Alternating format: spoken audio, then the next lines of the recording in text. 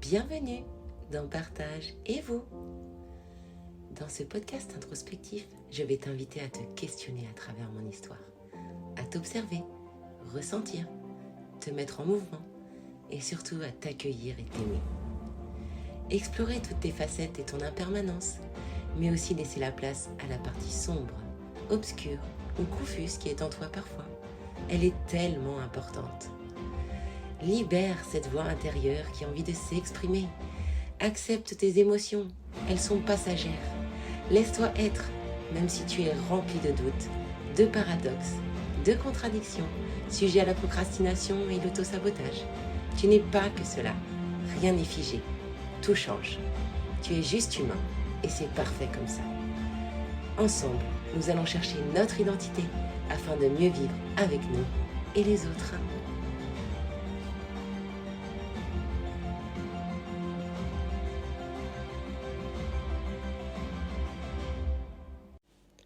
Bonjour et bienvenue dans l'épisode 18. Alors aujourd'hui, je vais vous parler de deux syndromes, le FOMO et le JOMO. Qu'est-ce que c'est que ça? Non, ce n'est pas des nouvelles pratiques d'arts martiaux. Alors, le FOMO, ou Fear of Missing Out, ou en français peur de manquer quelque chose, c'est un syndrome en fait popularisé par Dan Herman. Et ça traduit la peur de manquer, de passer à côté du dernier sujet à la mode, de la dernière série, d'une tendance ou d'un énième délire collectif que tout le monde aura oublié le lendemain. Voilà. Et donc 59% des Français d'entre 15 et 75 ans reconnaissent qu'ils ne peuvent plus se passer des réseaux sociaux et d'Internet. Et pour les moins de 30 ans, ça passe à 70%. Donc c'est en ça que le FOMO agit. C'est que par peur de manquer quelque chose ou d'être out, on devient addict aux réseaux sociaux et Internet. Le JOMO, ou Joy of Missing Out, là c'est l'inverse, c'est le plaisir de manquer quelque chose. Donc c'est un syndrome qui est aux antipodes du FOMO. Il est inventé par Anil Dash. Et en fait, c'est une réduction de la consommation des ordinateurs, des tablettes, des smartphones. Et le message est clair et simple, c'est se déconnecter. Et se déconnecter, ça permettrait de se ressourcer. Donc c'est une incitation en fait à retrouver une distance critique nécessaire pour ne pas se faire bouffer par la machine virtuelle et pas céder à toutes les injonctions d'Internet. Faut faire ça, faut vendre, et être confronté à toute cette vente et ce marketing. Alors, où je veux en venir par là? Parce que en ce moment, en fait, je passe d'un syndrome à l'autre. Et je suis dans une sorte de répulsion, satisfaction face à Internet et aux réseaux sociaux. Donc je ressens une satisfaction parce que Internet, c'est me connecter aux autres, avec les gens que je vois peu, qui sont loin. C'est d'accéder à des contenus enrichissants. Avoir un réseau pour pouvoir vendre mes accompagnements, mes offres, échanger avec des personnes super inspirantes. Et de l'autre côté, c'est quelque chose qui m'inonde complètement.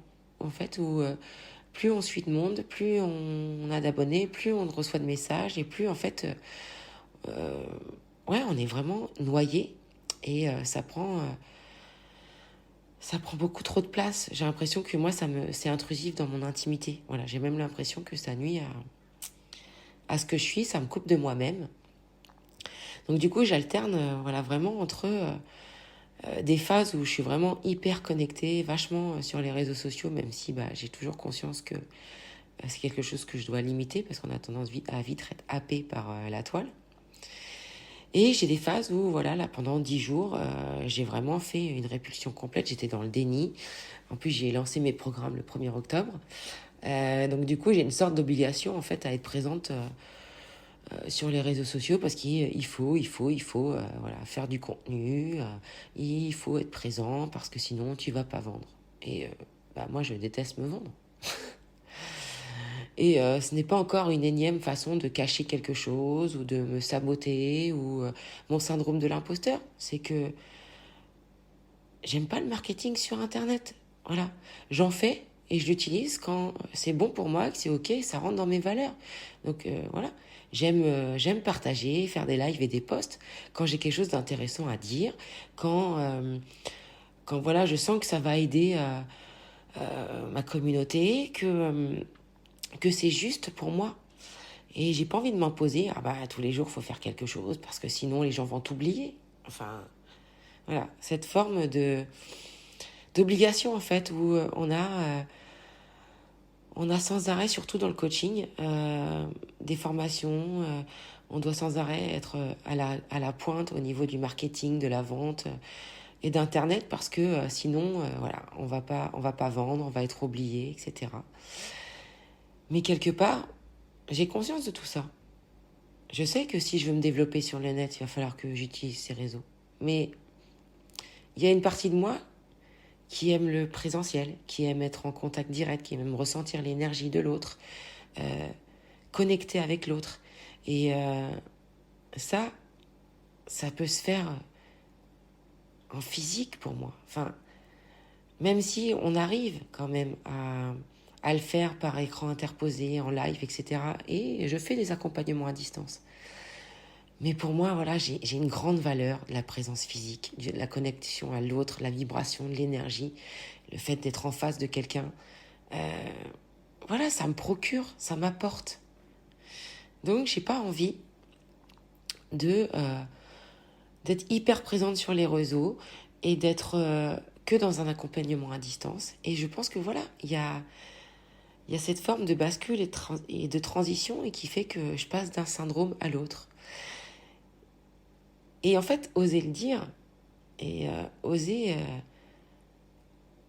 communiquer sans communiquer, donc me permettre d'être absente des réseaux et de le faire, alors que là, ce matin, j'ai fait un post, j'avais pas envie de le faire, mais je m'étais lancé le défi de faire ce post et je l'ai fait, parce que des fois, il faut se mettre des coups de pied aux fesses, voilà. Parce qu'il ne faut pas s'enfermer dans des choses. Là, je m'étais enfermée dans cette répulsion et ce déni. Et je le sais, en ayant lu beaucoup, que voilà, ça fait partie des 3 formes de souffrance de l'homme, la répulsion, l'ignorance et l'avidité. Et j'étais clairement dans la répulsion des réseaux sociaux. Mais d'un autre côté, voilà, j'ai pas envie de me flageller. J'ai pas envie d'encore chercher une énième explication à tout ça. Je vis pleinement et pour moi, c'est ok en fait d'être en répulsion pendant 10 jours. C'est ok d'être pendant 10 jours hyper connecté. L'important, c'est que je m'écoute et que je me respecte et je m'aime.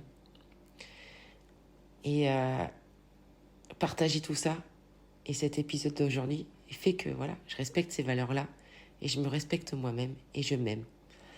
En étant pleinement dans ces syndromes qui sont juste en fait des mots pour réaliser en fait